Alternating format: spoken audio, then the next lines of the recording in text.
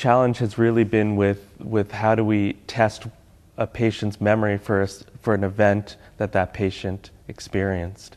Unlike a memory test where, for example, we might give a patient a list of words to remember, we're trying to see if they're remembering an experience, and they may have experienced things during the event that was recorded by SenseCam that we can't actually operationalize. So they might say, oh yes, I had a headache that day, or oh yes, I was feeling agitated or uncomfortable, and we have no way of really validating whether that memory is a true memory or if it's something that might be a confabulation.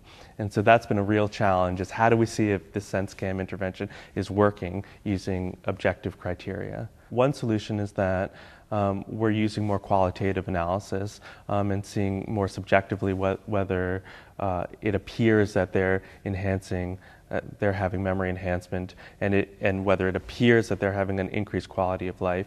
We're doing a lot of interviewing with the caregiver or the carer. The other thing we've done is we've tried to embed a more objective memory test during the experience that's recorded with SenseCam. So for example, what we're having the caregiver do is while the patient is out experiencing an event, they'll turn off the SenseCam momentarily and show them some pictures of some objects.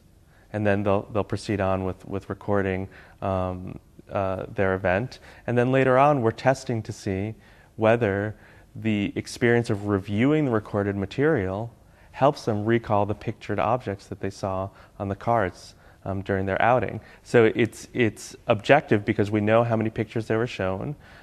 We can control how often they're reviewed by the patient during the event. And then we can test over time whether repeated review of the SenseCam footage enhances their ability to remember those displayed pictures during the event, or whether reviewing the SenseCam over time will change the rate of forgetting for remembering those pictures, or actually enhance their ability to recall them for longer periods of time.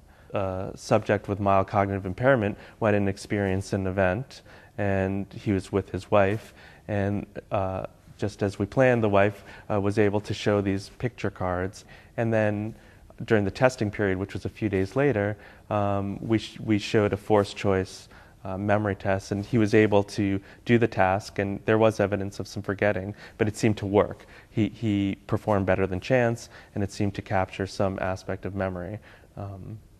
So we were very excited about that preliminary look at the data.